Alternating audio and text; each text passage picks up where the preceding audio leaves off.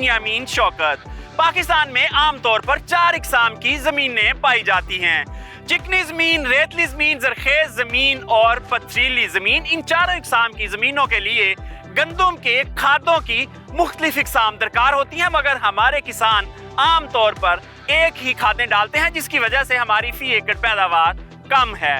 पाकिस्तान इस वक्त गंदम पैदा करने वाले 8 मुमालिक में फी एकड़ पैदावार के लिहाज से सबसे पीछे है।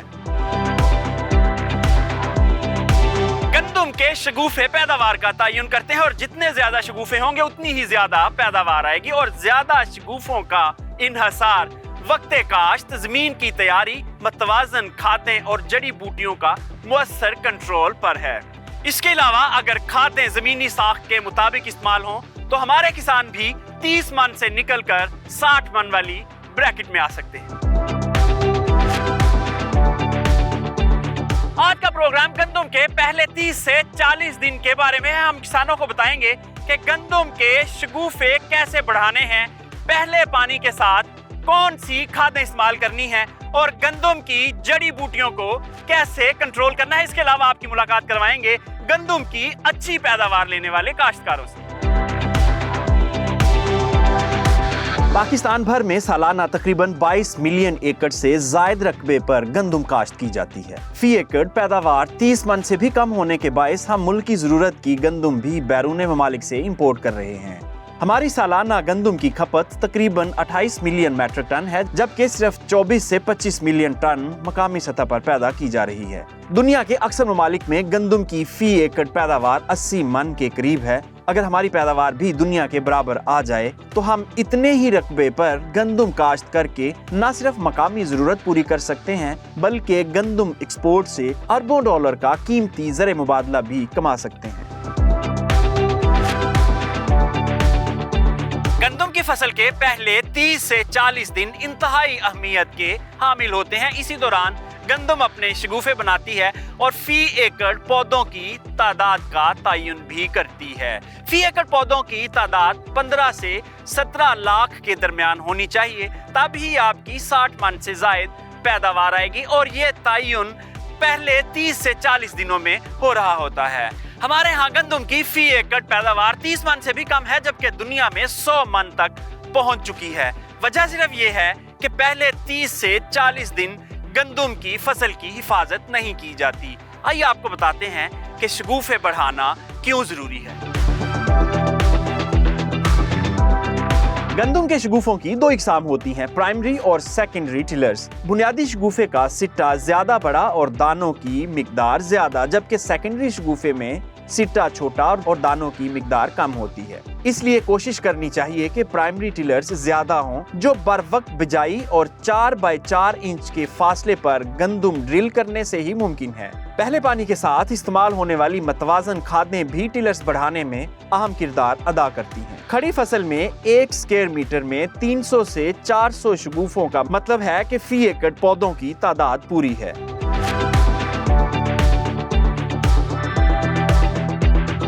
पाकिस्तान में गंदम की फी एकड़ पैदावार कम है, बल्कि यूं कह लीजिए इंतहाई मायूस कुन है। लेकिन पाकिस्तान में ही चंद प्रोग्रेसिव फार्मर मौजूद हैं जो 70 मन तक फी एकड़ पैदावार ले रहे हैं। इस वक्त हम एक ऐसे ही किसान राय फरीद साहब के साथ मौजूद हैं जो हर साल गंदम की 60 से 70 मन के दरमियान पैदावार लेते हैं। उनसे पूछते हैं कि किसान क्या गलती करता है जो पैदावार कम आती है। अस्सलाम वालेकुम सर। जी वालेकुम सलाम, शुक्रिया सर। पिछले काफ़ी सालों से बल्कि हमारा ये फार्म रिकॉर्ड प्रोड्यूस कर रहा है गंदम का। हम मुकाबलों में भी जाते हैं और कोशिश करते हैं कि अपने फार्म से जितनी ज़्यादा पैदावार हो सके उतनी लें। इस वक्त जिस फील्ड में आप यहाँ खड़े हैं ये सोइंग 5 अक्टूबर की है। गंदम में सबसे ज़्यादा ज़रूरी होता है टाइम का मुतय्यन करना आपने। फार्मर क्योंकि उसके पास दूसरी क्रॉप्स होती हैं, या वो मुंजी के बाद लगा रहा है या मकई के बाद या कमाद के बाद, तो उसमें उसका टाइम जो है वो सबसे ज़रूरी है। जितनी जल्दी हो सके इंसान को या काश्तकार को वो काश्त करनी चाहिए गंदम। काश्तकार को ख़ुद अपनी ज़मीन की साख्त देख के उससे अंदाज़ा लगाना चाहिए कि आपका पहला पानी कब लग रहा है और आपकी ज़मीन को कब उसकी ज़रूरत है। किताब के ऊपर अगर सब हम किसान चलना शुरू हो जाएंगे तो वो मुल्क के लिए भी नहीं ठीक है और काश्तकार को अपना नुकसान उसमें अच्छा सर, आप क्या ऐसी प्रैक्टिस करते हैं सोइंग के वक्त से लेके और खादों का इंतखाब और फिर आगे उसकी जो ग्रोथ की स्ट्रेटजी है वो क्या होती है आपकी कि आप ज़्यादा पैदावार लेते हैं आपके साथ? फील्ड में आप खड़े हैं, ये आप देख रहे हैं कि ये लाइन सोइंग है। यहाँ पे डबल कोल्टियर ड्रिल से ये गंदम काश्त हुई हुई है और फर्टिलाइज़र प्लान हमारा पहले से फिक्स्ड होता है कि हमने इसको ज़मीन के हिसाब से हम फर्टिलाइज़र देते हैं। और पहला पानी जो कि सबसे ज़रूरी है वो गंदम की पैदावार में सबसे ज़रूरी जो अमल है वो इसका पहला पानी है। तो पहला पानी का हम तयन करने ही आज आए थे फील्ड में, पिछले पानी लगे हुए हैं कि इसको देखें कि कितने कब ये पानी ले रही है। तो इसका मॉइस्चर हम चेक करेंगे और उस हिसाब से हम इसको पानी देंगे। तो आप खादों का प्लान किस तरह करते हैं? खादों का जी हमारा पिछले सालों में रहा है ज़रखेज़, एक एंग्रो की खाद आती थी, वो हम 3-3 बैग पर एकड़ डालते थे। इस साल क्योंकि प्राइसेस भी फर्टिलाइज़र की बहुत ज़्यादा हैं तो हम इसको थोड़ा सा डिवाइड कर रहे हैं। हम नाइट्रोफॉस नीचे डाल रहे हैं, ऊपर सब नाइट्रोफॉस डालेंगे और उसके साथ फिर हम पोटाश अगर ज़रूरत हुई फसल को तो ज़रूर डालेंगे, ना हुई तो ना भी चले, क्योंकि गंदम में पोटाश की इतनी ज़्यादा ज़रूरत नहीं होती जितनी फास्फोरस की होती है। फास्फोरस इसको भरपूर हम देंगे और वो ज़मीन के हिसाब से इसके एनालिसिस हमारे पास पड़े हुए हैं, जहाँ जहाँ जिन फील्ड्स के एनालिसिस हैं उस हिसाब से हम इसको फास्फोरस देंगे। अच्छा, हमारे अक्सर किसान जो है वो एनालिसिस नहीं करवाते और वही जो गवर्नमेंट का एक स्लोगन है कि नीचे इतनी बोरी डालें, इतनी ऊपर डालें, आपको लगता है ये सही है या इसको चेंज होना चाहिए? नहीं जी, बिल्कुल चेंज होना चाहिए। हर ज़मीन की साख्त फ़र्क है, हर ज़मीन की न्यूट्रिशनल रिक्वायरमेंट्स फ़र्क हैं। तो काश्तकार को ख़ुद ही ज़मीन को हाथ लगा के ये मिट्टी का अंदाज़ा लगा के उसको अपनी खाद अपनी जेब के हिसाब से, मतलब इस साल हमारे पास अगर नहीं इतने वसाइल तो हम नहीं इसको इसके अंदर इतनी फर्टिलाइज़र डाल सकते। आप जो सोइंग करते हैं मशीन से करते हैं या छट्टा देते हैं, और आपको क्या लगता है बाकी किसान कहाँ गलतियाँ करते हैं? हम कोशिश करते हैं जी मशीन जहाँ तक यूज़ हो सके हमारे से, पर मुंजी के जो वड होते हैं उसको ज़मीन बनाना बड़ा मुश्किल होता है, वहाँ पे छट्टा चल जाता है। और टाइम, मैंने जैसे आपको कहा है कि टाइम सबसे ज़रूरी चीज़ है, तो कोशिश यही करनी चाहिए कि आप जितनी जल्दी गंदम काश्त कर लें। November first week, second week आपके पास आइडियल टाइम है। अगर आप वहाँ कर लें तो आपकी पैदावार, आप बेशक छट्टा करेंगे वो लाइन सोइंग से बेहतर आ जाएगी, जो कि आपकी नवंबर लास्ट वीक में आएगी। तो सबसे ज़्यादा ज़रूरी इसमें टाइम है, आपका टाइम मैनेजमेंट है, आपके वसाइल हैं, आपके ट्रैक्टर्स उस वक्त एग्जॉस्ट हो रहे होते हैं, आपके लोग एग्जॉस्ट हो रहे होते हैं क्योंकि काफ़ी वर्कलोड होता है। तो उस हिसाब से जितनी जल्दी आप कर सकें, जो आपके वसाइल इजाज़त देते हैं, उस हिसाब से आपको जल्द से जल्द इसको मुकम्मल करना चाहिए। जी सर, आपके वक्त का बहुत शुक्रिया। किसान भाइयों, मतवाज़न खादें और बर वक्त काश्त करके आप भी फरीद साहब की तरह अच्छी पैदावार ले सकें। आमतौर पर पहले पानी के साथ इस्तेमाल होने वाली खादें गंदम की फी एकड़ पैदावार का तयन कर देती हैं, क्योंकि इस वक्त डाली जाने वाली खादें पौधे को पूरे लाइफ साइकिल में काम आती हैं। मुख्तसर ब्रेक, और ब्रेक के बाद आपको माहिरीन के पास लिए चलेंगे जो आपको बताएंगे कि गंदम के पहले पानी के साथ कौन कौन सी खादें डालनी है और अज्जाए सगीरा कौन से और अज्जाए कबीरा कौन से गंदम को दरकार हैं, ये भी बताए जाएंगे। स्टे विद अस।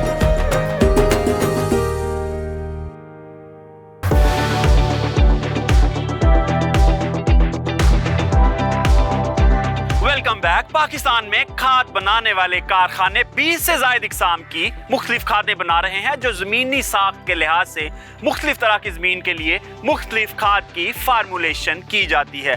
मगर हमारे यहाँ आम तौर पर किसान यूरिया, DAP, SOP और MOP की खादें ही इस्तेमाल करते हैं। अगर गंदम को पहला पानी लगाते वक्त आप इस बात को मद्देनजर रखें कि आपकी जमीन की साख्त क्या है और उसको कौन सी खादें दरकार हैं, तो आप भी टिलर्स बढ़ा सकते हैं और अच्छी पैदावार ले सकते हैं।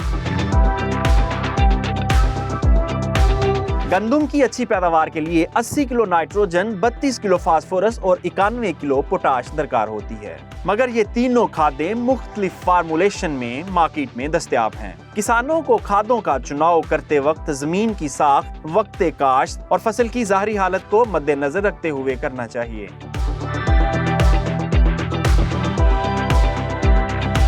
इस वक्त हमारे साथ खादों के माहिर डॉक्टर नवीद साहब मौजूद हैं। उनसे पूछते हैं कि मुख्तलिफ ज़मीनी साख्त के लिए गंदुम के पहले पानी के साथ कौन सी खादें बेहतर होती हैं। अस्सलाम वालेकुम डॉक्टर साहब।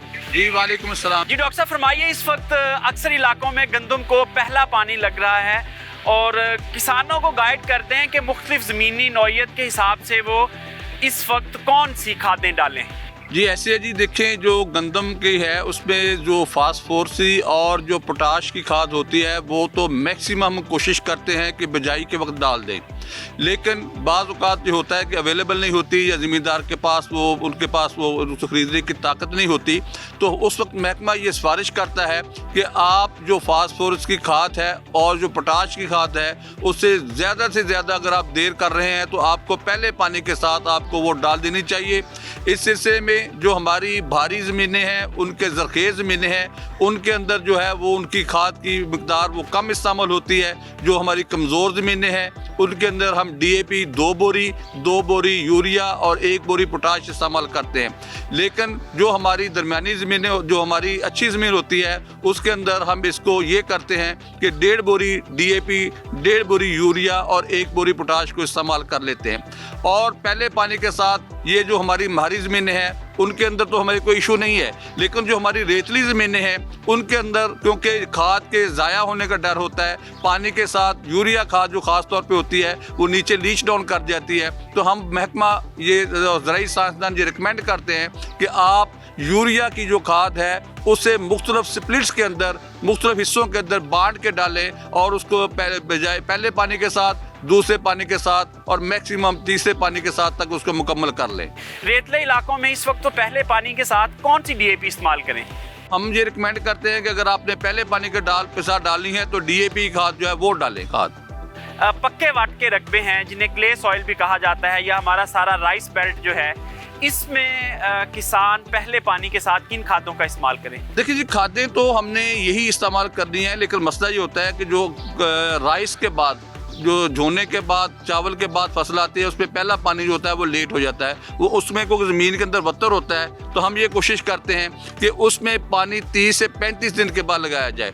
जो हमारी रेतली ज़मीनें होती हैं उसमें पानी 15 दिन के बाद हम शुरू कर देते हैं। ये ज़मीन की साख्त, मौसम की हालत और जो साबका जो फसल होती है उसके हिसाब से पानी का जो दौरानिया होता है उसको हम सेट करते हैं। तो हमारी जो झोने की फसल होती है, राइस की फसल होती है, उसमें पहले पानी को हम लेट करते हैं और उसके साथ अगर हमारी खाद जो हमने नहीं डाली अगर बेसल डोज के तौर पे, तो वो हम पहले पानी के साथ उसको डाल देंगे। अच्छा डॉक्टर साहब, ये फरमा दें कि इस वक्त यूरिया और DAP खादें बहुत महंगी हो चुकी हैं, तो अगर मुतबादल खादों की बात करें तो कौन सी खादें हैं जो आप रिकमेंड करते हैं, DAP और यूरिया खास तौर पर?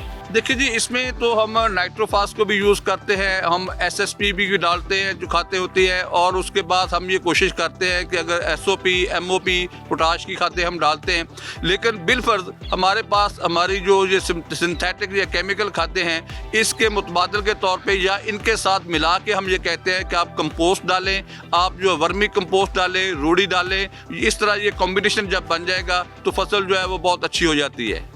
डॉक्टर साहब, जो BOP खाद है क्या इसको DAP के मुतबादल के तौर पर इस्तेमाल किया जा सकता है? DAP को हम SSP डालते हैं जी, फास्फोरस का जो सोर्स है वो SSP को डालते हैं, लेकिन उसमें एहतियात यही है कि उसको आप पहले पानी से पहले ये कोशिश करें कि बेसल डोज के तौर पे लगा दें।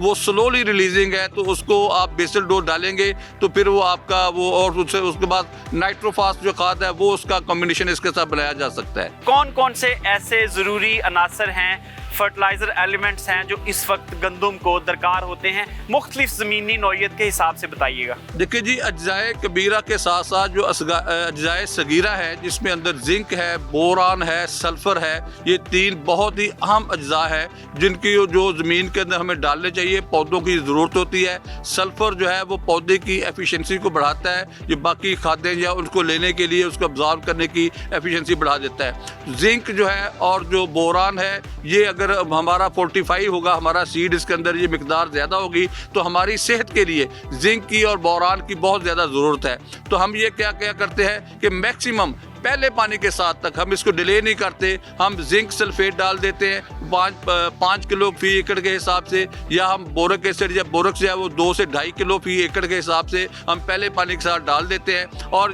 हम तजर्बात से ये बात भी साबित हुई है कि अगर हम बोरान को, आयरन को और जिंक को ये पानी के साथ मिला के स्प्रे करते हैं गोब की स्टेज पे, तो इसके बड़े अच्छे रिजल्ट आते हैं, खातर का पैदावार भी आती है और दानों के अंदर इन एलिमेंट्स के जो मिकदार वो बढ़ जाती है, जो कि इंसानी सेहत के लिए बहुत ज़रूरी होते हैं। डॉक्टर साहब, हमारे बहुत सारे ऐसे रकबे हैं जो बारानी है, जहां पानी अवेलेबल नहीं होता, बारिश की सूरत में सारी चीज़ें चल रही होती हैं, तो फरमाते हैं कि ये सारा जो फर्टिलाइज़र प्लान है वहाँ कैसे अप्लाई होगा, क्योंकि वहाँ तो फ्लड इरिगेशन है ही नहीं। देखिए, जो कम बारिश पड़ती है वहाँ पे हम 1 बोरी DAP, 1 यूरिया और आधी पोटाश डालते हैं, लेकिन जहाँ दरमियानी और ज़्यादा बारिश, कदरे ज़्यादा बारिश होती है, वहाँ पे हम 1.5 बोरी DAP, 1.5 यूरिया और आधी पोटाश या मैक्सिमम 1 पोटाश की डालते हैं। और ये सारी की सारी खाद जो होती है वो बिजाई के वक्त जब वत्तर होता है, जब ज़मीन तैयार करते हैं, तो तब ये लगा देते हैं, उसको अप्लाई कर देते हैं। जी डॉक्टर नवीद साहब, आपके वक्त का बहुत शुक्रिया। पहले पानी के साथ मतवाजन खादों का इस्तेमाल, यानी अज्जाए सगीरा और अज्जाए कबीरा दोनों इस्तेमाल करेंगे तो ही अच्छी पैदावार आएगी। गंदम का शुमार ऐसी फसलों में होता है जो ज्यादा पानी पसंद नहीं करती, इसलिए गंदम को बिला वजह पानी लगाना भी फी एकड़ पैदावार में कमी का बायस बनता है।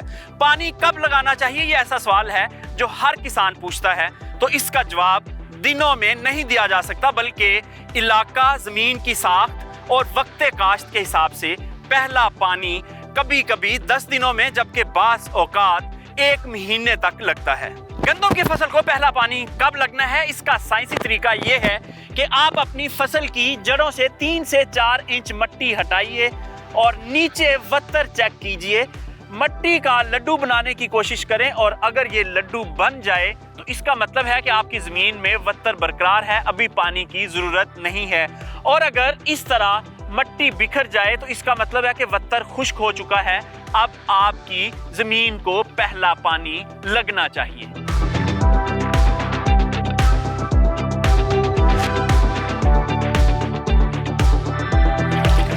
बास औकात गंदम की फसल को पानी नहीं चाहिए होता, यानी पौधा पानी नहीं मांग रहा होता, लेकिन इसके बावजूद पानी देना पड़ता है। वजह सिर्फ ये है कि गंदम को जो ग़िज़ाइयत दरकार है वो पानी के साथ मिलकर ज़मीन में हाल पजीर होती है, इसलिए बास औकात गंदम को बिला वजह भी पानी लगाना पड़ता है।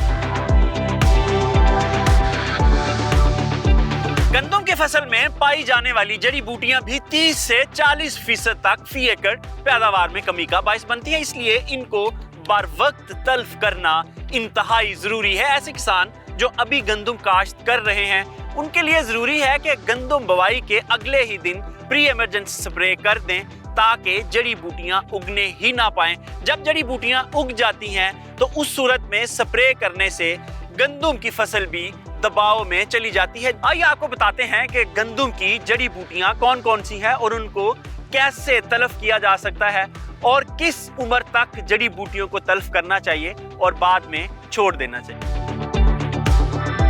गंदम में 50 से ज्यादा इकसाम की जड़ी बूटियां पाई जाती हैं, लेकिन इनमें दुम्बी सिटी, जंगली जई, बाथू, लेली, जंगली पालक, सेंजी और गाजर बूटी वगैरह ज्यादा खतरनाक हैं। जबकि पाकिस्तान में आमतौर पर दुम्बी सिटी, जंगली जई और बाथू, ये तीनों जड़ी बूटियां गंदम की फसल को सबसे ज्यादा नुकसान पहुंचाती हैं। गंदम बुवाई के पहले 40 दिनों तक जड़ी बूटियों को कंट्रोल कर लिया जाए तो बेहतर, वरना इसके बाद जड़ी बूटी मार स्प्रे करने से फसल को भी नुकसान होता है। गंदम की जड़ी बूटियों के बारे में मजीद जानने के लिए इस वक्त हमारे साथ हाफिज नवीद रमजान साहब मौजूद हैं। हाफिज साहब अस्सलाम वालेकुम। वालेकुम अस्सलाम। सर, सबसे पहले फरमाइएगा कितना नुकसान पहुंचा सकती है ये जड़ी बूटियां? गंदम में जो जड़ी बूटियों का नुकसान का लेवल है वो कम से कम 15 से 30% तक है, यानी आप ये कह लें कि कम से कम 15% वो नुकसान देती हैं, लेकिन ज़्यादा 30% से भी ज़्यादा हो सकता है। 30% तक तो नुकसान जो है वो रिपोर्टेड है, यानी तीसरा हिस्सा जो है आपकी पैदावार का गंदम का ये जड़ी बूटियाँ खा जाती हैं जी। अच्छा सर, कौन कौन सी जड़ी बूटियां हैं और कैसे कंट्रोल कर सकता है किसान उनको, जरा इसका इंटीग्रेटेड सिस्टम बता दें वीड्स को कंट्रोल करने का। गंदम में जी 50 से ज़ायद जड़ी बूटियाँ जो हैं वो पाई जा सकती हैं। सबसे बेहतरीन तरीका जड़ी बूटियों को कंट्रोल करने का वो ये है कि आप नॉन केमिकल सिस्टम पे जाएं। लेकिन ज़्यादा जो एरिया होता है, चूँकि हमने एकड़ दर एकड़ लगाए होते हैं, ज़्यादा एरिया पे लगाई होती है, तो गोडी करना मुश्किल होता है। सबसे बेहतरीन जो हल है इसका, फसलों का अदल बदल हो सकता है। मसलन जहाँ पे बहुत ज़्यादा जड़ी बूटियाँ आपको तंग कर रही हैं, तो हर तीसरे साल अगर आप बरसीम की काश्त कर लें उस खेत में, तो बहुत सारी जड़ी बूटियाँ उससे ही कंट्रोल हो जाती हैं। जिस दिन हम सोइंग करते हैं उस दिन से लेके कितने दिन तक अहम होता है जड़ी बूटियों को कंट्रोल करना, और उसके बाद जब क्रॉप के साथ इसका कंपटीशन खत्म हो जाता है, वो कौन सी स्टेज है जब इसको छोड़ देना चाहिए? जो जड़ी बूटियाँ बहुत ज़्यादा नुकसानदेह होती हैं, 50 से 70 दिन जो है बड़ा क्रिटिकल टाइम है। उसके बाद गंदम, अगर वहाँ तक आप जड़ी बूटियों को सही तौर पर कंट्रोल कर लेते हैं तो गंदम आपकी भरपूर होती है। और अगर इस स्टेज पे आप जड़ी बूटियों को कंट्रोल करने में नाकाम रहते हैं तो फिर जड़ी बूटियाँ बहुत ज़्यादा नुकसान देती हैं गंदम। अच्छा से ये फरमाएं कि मोस्टली हमारे लोग पोस्ट इमरजेंस करते हैं, यानी जब जड़ी बूटियाँ उग जाएं तब स्प्रे करते हैं। अगर प्री इमरजेंस स्प्रे कर लिया जाए तो आपको नहीं लगता कि फसल जो है वो स्ट्रेस से भी बच सकती है और जड़ी बूटियाँ उगने से पहले ही तल्फ हो जाती हैं? ये आमतौर पर प्रैक्टिस बहुत अच्छी है, लेकिन जो मकई वगैरह है उनमें तो ये प्रैक्टिस चलती है। लेकिन गंदम में आम तौर पर जो प्री इमरजेंस है ना, वो नहीं होती जी।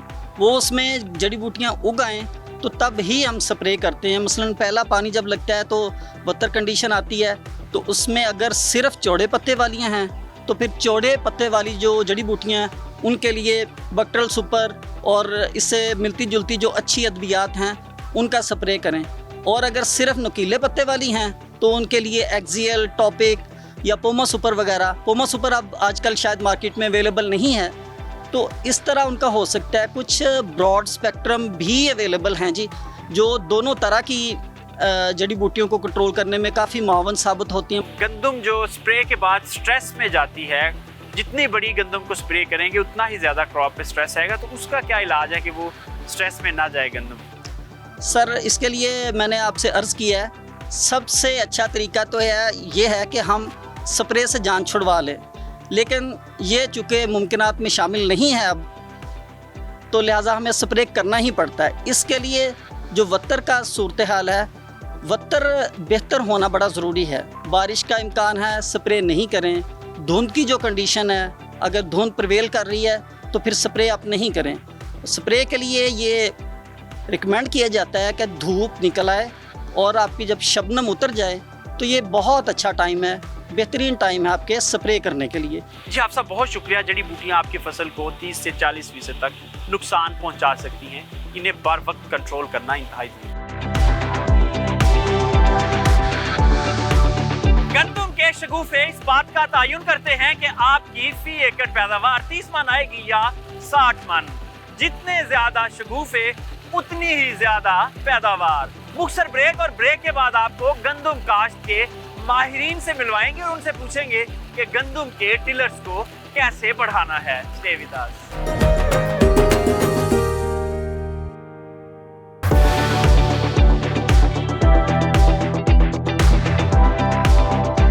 Welcome back. पाकिस्तान गंदम पैदा करने वाले ममालिक की फहरिस्त में 8वें नंबर पर आता है, यानी हम गंदम के 8वें बड़े प्रोड्यूसर हैं। मुल्क भर में तकरीबन 80% किसान 22 मिलियन एकड़ पर सालाना गंदम काश्त करते हैं। इसके बावजूद मुल्क की जरूरत पूरी करने के लिए हमें दरामदी गंदम का सहारा लेना पड़ता है। वजह से ये है कि हमारी फी एकड़ पैदावार इंतहाई कम है। आइए गंदम पैदा करने वाले 5 बड़े ममालिक की फी एकड़ पैदावार का जायजा लेते हैं और उनकी कुल पैदावार देखते हैं कितनी है। चाइना 2.4 बिलियन टन के साथ गंदम का सबसे बड़ा प्रोड्यूसर है। इंडिया 1.8 बिलियन टन के साथ दूसरे नंबर पर। रूस 1.2 बिलियन टन सालाना गंदम पैदा कर रहा है और इंटरनेशनल रैंकिंग में इसका तीसरा नंबर है। यूनाइटेड स्टेट 1.2 बिलियन टन के साथ चौथे नंबर पर, फ्रांस 760 मिलियन टन, जबकि पाकिस्तान सिर्फ 26 मिलियन मैट्रिक टन गंदम पैदा कर रहा है और गंदम पैदा करने वाले ममालिक की फहरिस्त में पाकिस्तान का 8वां नंबर है। गंदम के शगुफे पैदावार का तयन करते हैं। जितने ज्यादा शगुफे होंगे उतनी ही ज्यादा पैदावार आएगी।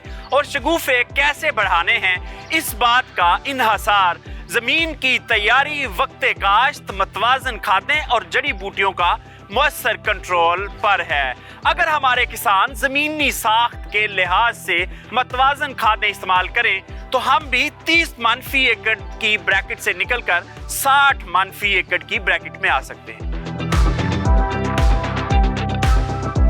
गंदम की अच्छी पैदावार के लिए टिलर्स का ज्यादा होना जरूरी है। और टिलर्स को ज्यादा कैसे किया जा सकता है और गंदम के पहले 30 से 40 दिन कैसे इतने अहम हैं और इस दौरान किसानों को क्या एहतियाती तदाबीर इख्तियार करनी चाहिए, ये सब जानने के लिए इस वक्त हमारे साथ गंदम काश्त के माहिर डॉक्टर काशिफ मुनीर साहब मौजूद हैं। अगर हम 1 नवंबर से पहले या 20 नवंबर के बाद काश्त लेकर जाएंगे तो शगुफों की तादाद जो है ये भी मुतासर होगी।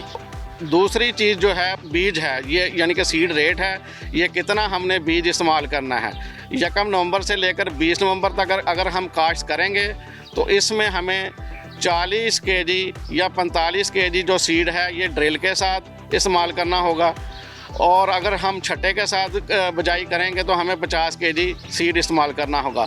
अगर 20 नवंबर के बाद हम काश्त लेकर जाएंगे तो हमें सीड रेट वो बढ़ाना पड़ेगा, जिसमें हमें अगर हम ड्रिल के साथ काश्त करेंगे तो 45 केजी होगा, अगर हम छट्टे के साथ काश्त करेंगे तो वो 55 केजी हो जाएगा। अच्छा डॉक्टर साहब, ये फरमा दें कि अक्सर हमारी गंदम तेज हवाओं के साथ लॉजिंग हो जाती है, गिर जाती है जब पकने के करीब होती है, तो इस वक्त क्या इक़दाम किए जाएं कि हमारी गंदम जो है वो गिरने से बच जाए? हमें इसको मुनासिब वक्त पर काश्त करना चाहिए, जो कि है 1 नवंबर से लेकर 20 नवंबर। उसके बाद जो दूसरी चीज़ है वो है अब मुतनासिब खादें। अगर हम मुतनासिब खादों को जहन में रखेंगे तो हमारी जो फसल है ये गिरने से बच जाएगी। मुतनासिब खादों में हमें यूरिया को यानी कि नाइट्रोजन, फास्फोरस और पोटाश को लाजमी इस्तेमाल करना चाहिए। डॉक्टर साहब, आप किसानों को क्या इस वक्त एडवाइस करेंगे कि जो शगुफे हैं इनको बढ़ाने के लिए क्या क्या इक़दाम करें? पहली चीज़ मुनासिब वक्त काश्त, दूसरी चीज़ है मुनासिब जो है सीड जो है इस्तेमाल करना चाहिए, और तीसरी चीज़ मुतनासिब खादें। क्योंकि मुनासिब वक्त काश्त के साथ ही जब हम क्योंकि जब ये 20 से 20वें दिन यानी कि जो फसल लगाने के 20वें दिन शगुफों का बनने का अमल शुरू हो जाता है। और जो डॉक्टर साहब, जो रस्ट की बीमारी है ये भी पाकिस्तान में अक्सर इलाकों में आ जाती है फरवरी मार्च के महीने में, तो इस वक्त कोई ऐसे इक़दाम किसान करें कि इस बीमारी से भी बचा जा सके? ये रस्ट के हवाले से ये है कि हमें हमेशा तरक्की दादा यानी कि जो अपना जो लेटेस्ट वैरायटीज़ हैं उसको हमें यूज़ करना चाहिए। जैसे कि ये अपना दिलकश है, अरूज है, अकबर है, इसी तरह फ़ख्र बकर है, बकर स्टार है, नवाब है, गाजी है। इन वैरायटियों को हमने जो जदीद यानी कि जो लेटेस्ट वैरायटीज़ हैं इनका सीड हमें इस्तेमाल करना चाहिए। नंबर 2 जो है, अगर कहीं खुदा न खास्ता रस्ट की बीमारी आ जाती है तो हमें वहाँ पर फंजीसाइड का इस्तेमाल करना चाहिए, जिसमें नटीवो है, बड़ी अहम है, इसके ख़िलाफ़ यानी कि मुआवन साबित हो सकती है, उसका अगर हम स्प्रे करें टाइमली। जी डॉक्टर काशिफ साहब, आपके वक्त का बहुत शुक्रिया। किसान चंद ज़रूरी हदायत पर अमल करके गंदम के शगुफों की तादाद को बढ़ाकर अपनी गंदम की पैदावार बढ़ा सकते हैं।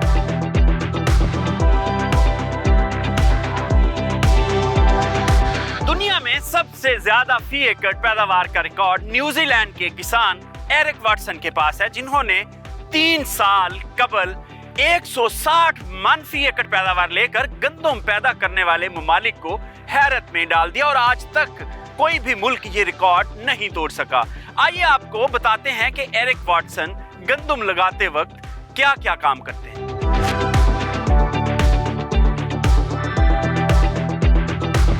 हमारे किसान जितनी गंदम 5.5 एकड़ से लेते हैं उतनी गंदम एरिक वाटसन सिर्फ 1 एकड़ से हासिल कर रहा है। गंदुम की रिकॉर्ड पैदावार पर एरिक वॉटसन का कहना था कि वो रोजाना अपनी गंदुम से बातें करते हैं और गंदुम के पौधे उनको बताते हैं कि उनमें किस चीज की कमी है। उन्होंने एक इंटरव्यू में अपनी कामयाबी के बारे में बताते हुए कहा कि वो हमेशा गंदुम का तस्दीक शुदा नई वैरायटी और हर साल नया बीज इस्तेमाल करते हैं। दानेदार यूरिया की बजाय माया नाइट्रोजन इस्तेमाल की जाती है।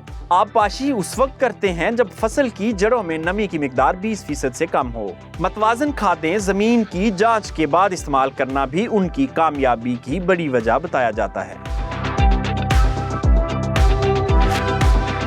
पाकिस्तान में हर साल 22 मिलियन एकड़ पर गंदम काश्त की जाती है और अगर हम अपनी फी एकड़ पैदावार बढ़ा लें तो न सिर्फ मुल्की जरूरत पूरी की जा सकती है बल्कि एक्सपोर्ट करके कीमती ज़रे मुबादला भी कमाया जा सकता है। और गंदम की पैदावार बढ़ाने का एक ही तरीका है कि गंदम के शगुफे ज्यादा से ज्यादा बढ़ाएं, यानी पहले दिन से 40 दिन तक गंदम की ठीक ठाक खिदमत करें ताकि ये आपको अच्छी पैदावार दे। मुख्तसर ब्रेक और ब्रेक के बाद ज़री हालात हाज़रा और मौसम की सूरत हाल। Stay with us. Welcome back. Programme के आखिरी हिस्से में खुश आमदीद। हस्बे मामूल साइम नशीद साहब हमारे साथ मौजूद हैं ज़री हालात हाज़रा पर बात करने के लिए। साइम साहब फरमाइएगा, इस वक्त जो सनफ्लावर की कीमत है वो बढ़ती जा रही है और आगे सीज़न भी शुरू होने वाला है, तो किसानों को क्या तैयारी करनी चाहिए ताकि सनफ्लावर काश्त की जाए और एक नई फसल सिस्टम में आए और किसान अच्छा मुनाफा कमा सकें? बेंजामिन साहब, ऐसा है कि पूरी दुनिया में सनफ्लावर की इस वक्त जो डिमांड में इजाफा हुआ है और काश्त में इसकी कमी हुई है, पैदावार में कमी हुई है। तो जो इस वक्त 2024 के अंदर जो कीमतें निकलेंगी सनफ्लावर की, उनके अंदर 42% तक इजाफा मुतवक्की है, जो कि एनालिसिस कह रहे हैं, इंटरनेशनल ग्लोबल एनालिसिस हैं।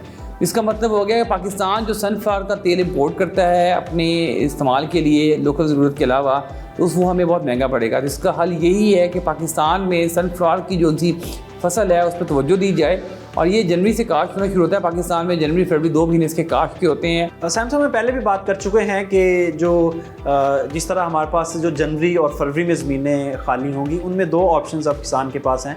मकई लगाई जाती थी लेकिन मकई अगले साल भी हो सकता है कम काश्त हो, तो उसमें किसान एक तो सनफ्लावर लगा सकते हैं यानी सूरजमुखी लगा सकते हैं। दूसरा, अगर हम कपास की अर्ली काश्त कर लें तो जब हमारे पास सफ़ेद मक्खी और गुलाबी सुंडी का अटैक आता है बरसात के मौसम में, उससे भी बच सकते हैं। तो इन दोनों में अगर कंपैरिजन करें तो किसान को किस फसल पे जाना चाहिए?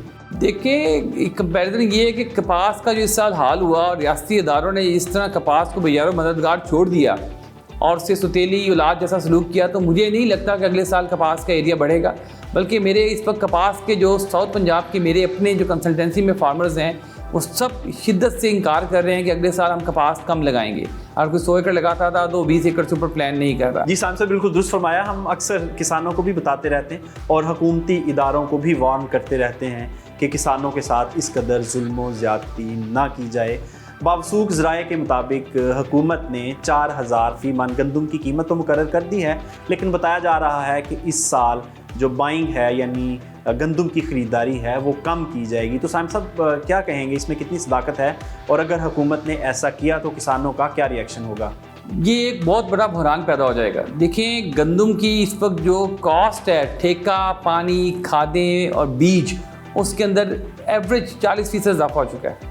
कम अज़ कम इजाफा 40% है।